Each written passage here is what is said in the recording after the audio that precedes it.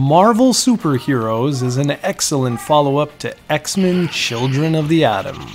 It was originally released in 1995 in arcades for the CPS2 hardware, before making its way to the PlayStation 1 and SEGA Saturn in 1997. There's something extremely interesting about the Saturn version. It supports the 3 MB RAM expansion card, which was never released outside Japan. Why is that interesting, you ask? Well, only that the North American version actually supports the expansion card.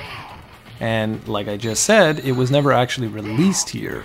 If you look in the options menu, you can see an option to turn on the additional frames of animation. Thankfully for all of us, I just so happen to have a RAM expansion card, so let's enjoy this stunning looking game.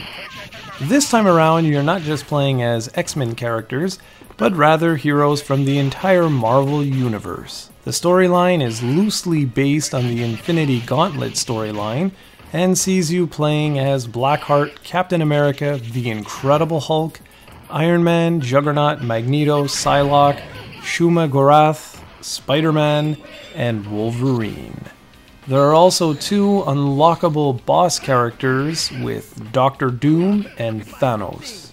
The gameplay closely matches that of Children of the Atom, with a few notable exceptions and additions. For one thing, your power meter now properly stocks up to 3 instead of using the half and full gauge like before. You can still perform super special moves and all sorts of combinations both on the ground and in the air. The air jump move from the previous game makes its return here, so overall the core gameplay is largely the same. The big difference comes in the form of the Infinity Gems. There are 6 in total: Power, Time, Space, Reality, Soul, and Mind. Each has a different feature when activated. If you're playing as Spider-Man and you trigger the Power Gem, for example, a clone of Spider-Man will appear and inflict double the damage on your opponent.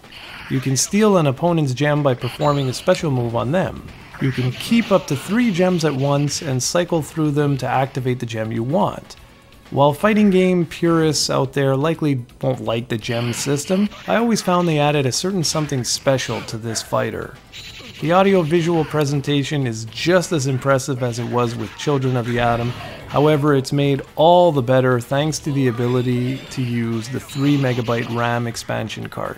This provides extra frames of animation and lessens the load times.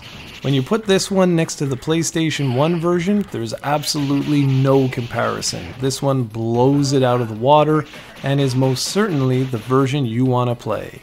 Thankfully, the Japanese version goes for significantly cheaper than the North American version and doesn't really require any understanding of the Japanese language. If you can find a North American copy for cheap, by all means go ahead and get the game, but honestly, it doesn't matter which version you get so long as you play the game. That's the single most important thing of all, playing this game. After Marvel Superheroes, Capcom would release X-Men vs. Street Fighter, then Marvel Superheroes vs. Street Fighter, and finally Marvel vs. Capcom.